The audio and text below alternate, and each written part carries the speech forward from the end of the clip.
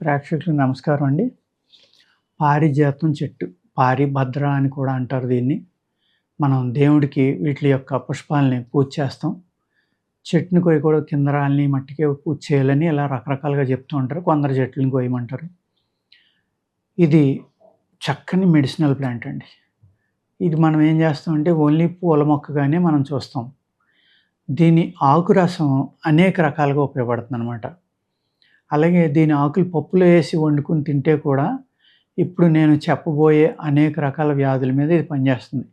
ప్రత్యేకంగా జ్వరాల మీద చాలా అద్భుతంగా పనిచేస్తుందండి దీని ఆకు. ఆ ఉపయోగాలు ఏంటో ఇప్పుడు మనం ఈ వస్తుగుణ దీపిక అనే పుస్తకంలో చాలా చక్కగా రాశారు.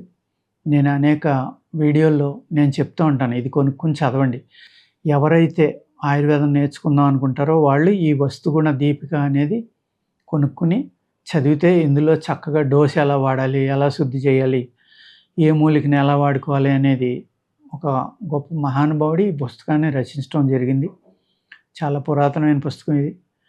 ఈ పుస్తకాన్ని జాగ్రత్తగా చదివితే మనకి ఆయుర్వేదంలో కొంతవరకు ఓనమాలు నేర్చుకోవాలంటే ఇది తప్పనిసరిగా ఫాలో అవ్వండి. ఈ పుస్తకంలో ఏం రాశారంటే దీని ఆకురసం కానీ కషాయం కానీ జ్వరము, పైత్య జ్వరం, పురాణ జ్వరము, పైత్యము, శ్లేష్మము, వాత మేహ నొప్పులు, చూడండి ఎన్ని రకాలుగా పనిచేస్తుందో. పురాణ జ్వరము ఏంటంటే చాలామందికి ఫీవర్ వచ్చి తగ్గదు, ఒక 20 రోజులు, నెల అలా ఉండిపోతుంది.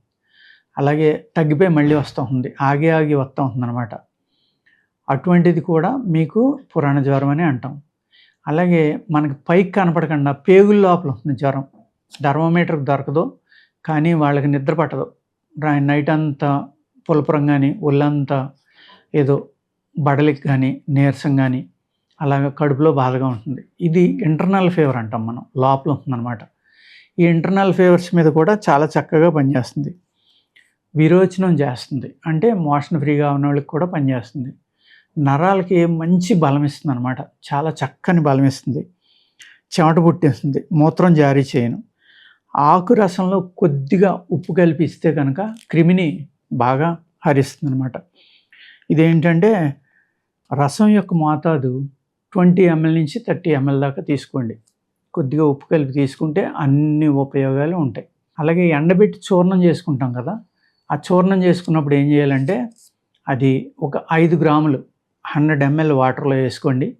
వేసుకుని దాన్ని 50 ml వరకు మరిగేలా చూసుకుని దాన్ని వడపోసుకుని చక్కగా గోరువెచ్చగా ఉండగా తాగితే కూడా పై ఉపయోగాలే ఉంటాయి.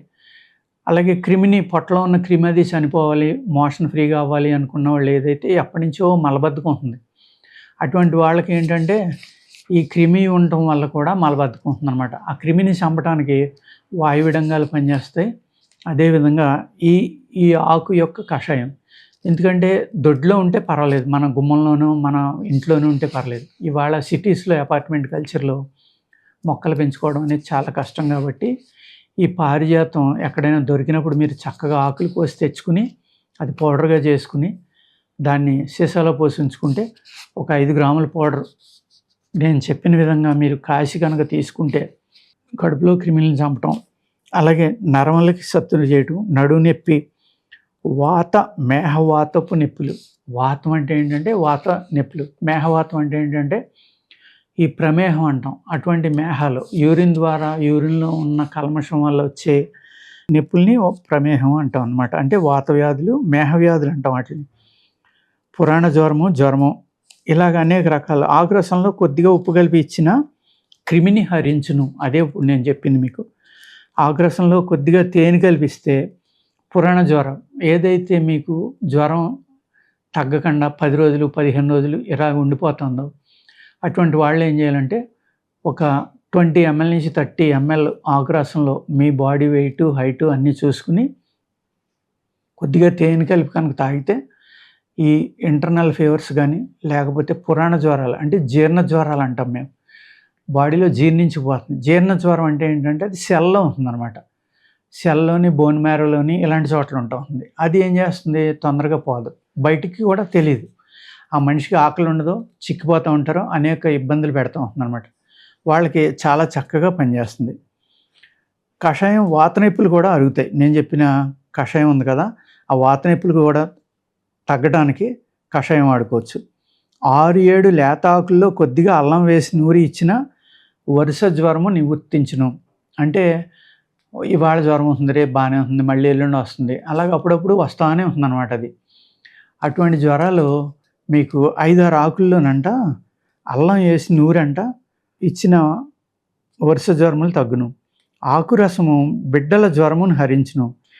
దీని విత్తనాలు చూర్ణంగా చేసి నీళ్ళలో కలిపి తలకు రాసామనుకోండి, తల మీద ఉన్న పొక్కులు, చుండ్రును తగ్గించడంలో ఇంకా అద్భుతమైన మెడిసిన్ ఇది. దీని విత్తనాలు కూడా చాలా ఎక్కువ ఉంటాయి, కాయలు గుత్తులు కింద కాసేస్తుంది. ఒక చెట్టుకి మీకు 5 కేజీలు 10 కేజీలు కూడా రావచ్చు. ఆ విత్తనాలు కనుక కలెక్ట్ చేసుకుని కోసి మనం చూర్ణం చేసుకుని నీళ్ళలో కలిపి పడుకునేటప్పుడు పేస్ట్గా రాసామనుకోండి, మనకి డాండ్రఫ్ ఏదైతే ఉందో ఆ డాండ్రఫ్ చాలా బాగా కంట్రోల్ అయిపోతుంది అనమాట. బ్రహ్మాండంగా పనిచేస్తుంది. ఆ చూర్ణం లోపలికి ఇచ్చిన పైత్యం శ్లేష్మము హరించడం అంటే కూడా మనం లోపలికి తీసుకోవచ్చు అనమాట. ఏ చూర్ణం అయితే మనం నీళ్లు కలిపి తలకు రాస్తున్నామో అదే చూర్ణాన్ని లోపలికి తీసుకుంటే ఒక అణా నుంచి బేడ వరకు, అంటే 600 mg నుంచి 1200 mg వరకు తీసుకుంటే మీరు తేనెలో కలిపి తీసుకోండి. తీసుకుంటే చక్కగా వీటి మీద కూడా పనిచేస్తుంది, శ్లేష్మాన్ని హరిస్తుంది, పైత్యాన్ని కూడా తగ్గిస్తుంది. కొంతమందికి ఇప్పుడు మనకు పైత్యం బాగా ఎక్కువైపోయి ఒంటి మీద దురదలది అంటాం చూడండి, అటువంటి వాళ్ళకు కూడా ఇది పనిచేస్తుంది అనమాట. అలాగే దీని పువ్వులు ఉన్నాయి కదా, పూజకి బాగా మనకి ఫేమస్. వీటి రసం చెవిలో పిండితే మిక్కిలి చలవ చేయను, తలకి చలవ చేస్తుంది. చెవిలో ఉన్న పురుగుల్ని, క్రిముల్ని, అన్నాటిని, పురుగుల ద్వారా వచ్చే తలపోటుని కానీ ఈ అన్నాటిని తగ్గిస్తుంది అనమాట. మనం పారిజాతం అంటే అంతసేపు పువ్వులు, పూజ ఇదే అనుకుంటాం, చూసారా? అంటే ఆయుర్వేదంలో ప్రతి మొక్క కూడా ఈ భగవంతుడు దాన్ని ఒక పర్పస్ కోసం పుట్టించాడు.